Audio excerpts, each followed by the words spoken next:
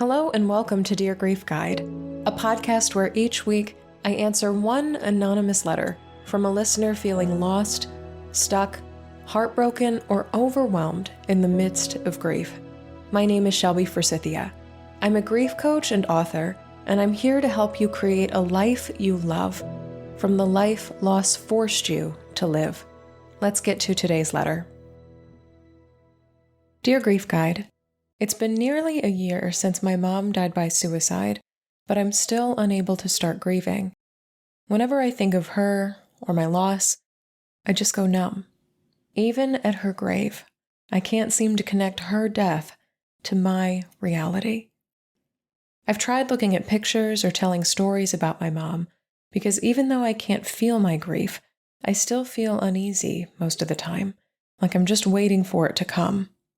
I listen to and read a lot about grief, but it always seems as though grief comes naturally to other people, while I don't know how or where to even start. I feel like I'm stuck at the very beginning, where my reflex is to use all my power to fight off the small problems, like not starting to cry or not thinking about things that feel too painful. It's exhausting. But I don't know how to give up fighting and instead confront the source of it, the death of my mom. So my question is, how could I progress from this point of feeling stuck at the beginning of grief? Do you have any tips on how to start grieving? I also want to say thank you for all the work you do. Your podcasts have been a great resource to me during the last few months. Yours, Stuck at the Start. Okay, Stuck at the Start. I want to acknowledge a great many things for you here at the top of my response to your letter. First, almost a year is not a long time in Griefland. Almost a year versus what I often put in all capital letters, the entire rest of your life, is pretty short in the grand scheme of things. People who come to me and say, it's been a year, why haven't I started grieving? I'm like, that's about right. That's normal. To feel as if the grief process has barely begun or not even begun. Because here's the thing, especially for sudden, unexpected, or tragic loss such as a suicide, oftentimes the first place we go in grief is not processing the loss, because that's too much for our brains and our bodies and sometimes even our spirits to handle. It's shock. It's shock. And in using this word numbness or numb, I can recognize in you through your words that the house that you're living in right now, the space in which you inhabit in your grief, is shock. And something I want to reframe for you here today is that shock is grieving. By experiencing a loss, by feeling numbness, by feeling shock, you are already grieving. I think a lot of people, including you, but also including me, when my mom died, use this language of, I'm not grieving yet. If I'm not crying, if I'm not working through my emotions, if I'm not expressing pain, if I'm not digging deep into the story or the reality of what happened, if I'm not finding a way to accept it, then I must not be grieving yet. When in reality, every single breath you take, every minute that you continue to exist after a devastating loss, you are grieving. It just doesn't necessarily look the way that society tells us it's supposed to when we're grieving. So stuck at the start, I want to acknowledge that since your mother's death, and maybe even before it, depending on the circumstances surrounding her loss, you are already grieving. You are an experienced griever. What you are experiencing in your grief right now, or in the recent past, is numbness, shock, and an inability to engage with emotions. But that is also grief. It all falls under the umbrella of grief. So I think what you're asking me in this question, and it's a really valid question, I get this a lot from new clients I work with, people who join my online course, is I know that I'm grieving. I know I've experienced a loss, but I can't seem to engage with my emotions. I can't seem to dig into what I'm feeling, to name what I'm feeling, to excavate it, to process it, to release it, to get it out of my body.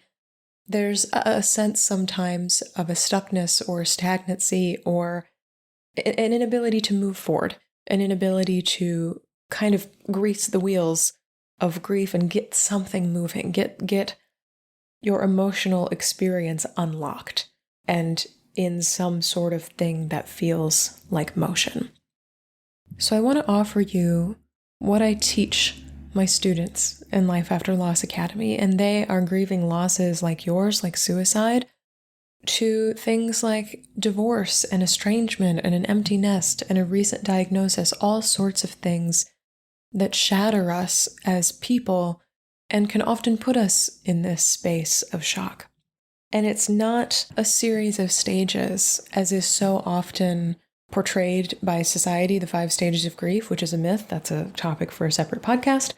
It is a series of steps, a predictable path that so many of my grieving students and myself follow in order to process grief, move through grief, grow through grief, and build individually to all of us a good life after loss. And because what I think you're talking about is wanting to express emotions and wanting to figure out how to start to move emotions through your body, for me, that's step 2 in Life After Loss Academy. Step 1, the thing that I will ask you to do first, especially because your current status is numbness, shock, inability to go deep without feeling exhausted, is to ground. And in Life After Loss Academy, I take grieving people through a series of about 8 to 10 short, impactful, easy to implement exercises to create spaces and rituals and routines that feel safe and calm and grounding and centering, even for 5 to 10 minutes a day. It doesn't have to be a long time, doesn't have to be my whole day feels peaceful, because that's pretty impossible when you're grieving. But to create these pockets of calm or peace or just feeling like there's earth underneath your feet, when you're in this place of everything feels upside down, everything feels too intense, it starts to operate as this home base for you and your grief. And it tells your brain, it sends a message to your brain that even though this awful thing has happened, I have a safe place in the world to return to process my grief when I am ready to go there. And a lot of my grieving students find that even just starting to do these grounding practices, it gives their grief, it gives their emotions space to surface. Oftentimes, we're so busy or we're so distracted or we're so tired that we don't give our grief space to appear. And oftentimes, just creating this space that feels peaceful, calm, grounded, grief starts to show up and say things, offer things we miss, things we want to do, things we love, things that we're yearning for, things that eventually need to be processed. But first, before we do the work of processing, we must get grounded, reassure ourselves through our 5 senses, again, through routines and rituals, that it's possible to feel safe, to create pockets where you feel safe in the world, even for 5 to 10 minutes a day, in a world where loss has tragically taught us that anything can happen to anyone at any time. Because let me tell you what, recognizing that truth of reality, that anything can happen to anyone at any time, for so many of us, including myself after my mother died, it sends this message of whether we acknowledge it or not, the world is not a safe place for me. And to construct for ourselves some sort of safety, some sort of ground underneath our feet again after loss, and say, I can't control what happens, but I can be a place for myself that is secure and stable. That's a beautiful place to build foundation again when everything falls apart. And then, stuck at the start, then we do the hard work, and often I call it the heart work, of releasing. And I think this is what you're pointing to, is this sense that I need to work through everything that's happened. I need to figure out how to feel it. I need to figure out how to express it. I need to get it up and out of my body. Yes, this is what so many students refer to as the hardest part of Life After Loss Academy when they work through it with me. But it's often the most gratifying, because finally, after people saying you just need to move through your grief, and grievers saying how, they have a path, they have a response, they have a toolkit to do so. So in Releasing in Life After Loss Academy, I teach you how to not only name what has been lost, but grieve it and release it, to let it go, but not in the way that insists you forget, to let it go in the way that allows you to set it down, to say, I don't have to carry this anymore. I can memorialize it. I can ritualize it. I can say goodbye to it in a really meaningful way. I can allow myself to be wounded and then retreat to the space I've created to ground, that first step. And then gradually I can find ways to move forward from that. But it is the place, the release module, this step 2 is the place where we figure out and begin to excavate all of those emotional experiences that society so often associates with grief. And then the lovely thing that happens after releasing is that there's more. There is more beyond feeling and expressing and releasing the emotional pain of grief. There is integrating, finding ways to remember. There is establishing, gathering, and founding a support network around you of family, friends, supporters who can be there for you as you grieve. And finally, fostering a good, long, lifetime partnership with grief, adapting to waves of grief that you know are coming over time, forming a relationship with grief that feels less like fighting and more like collaborating. There is so much more beyond this releasing and moving through of emotions, and I teach it all in my online course.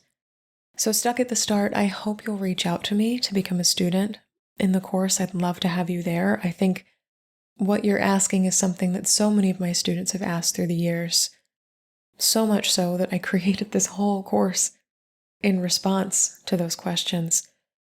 And know that I just want to validate again, you are already grieving. By experiencing loss, you are already grieving.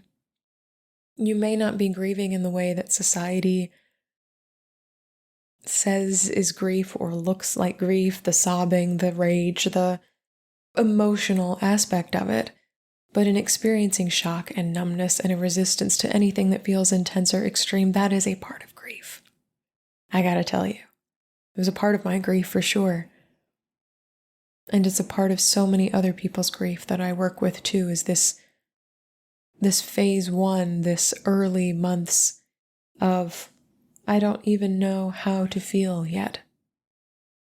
So that grounding comes first. First, you create a secure place in the world, something that feels like a home base, something that's predictable and reliable. And then you can do that really hard work and heart work of feeling. You can do the work of starting to grieve.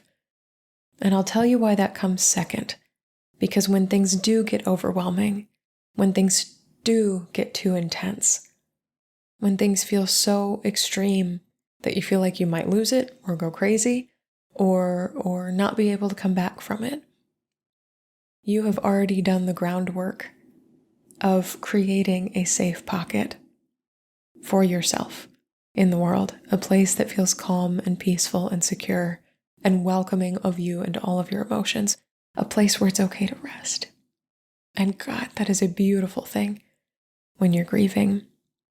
So stuck at the start, know that even though you can't see it, you are already grieving.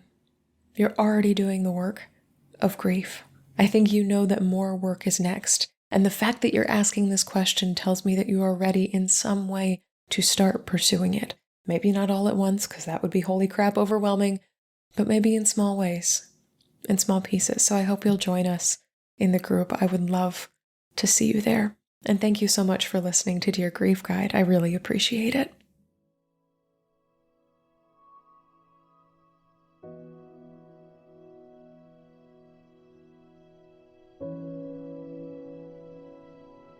That's all for this episode of Dear Grief Guide. Thank you so much for joining me today.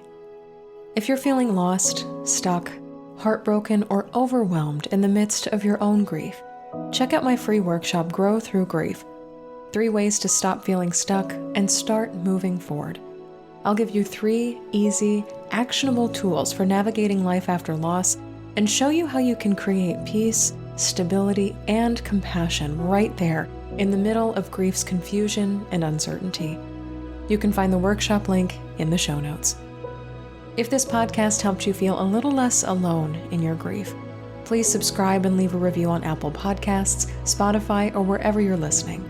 And be sure to share Dear Grief Guide with a friend, because you never know what someone you love is going through. You can submit your anonymous letter for the show and find additional grief support at shelbyforsythia.com. Music for Dear Grief Guide is performed by Addie Goldstein. Editing by Rue Spence of Cinevia.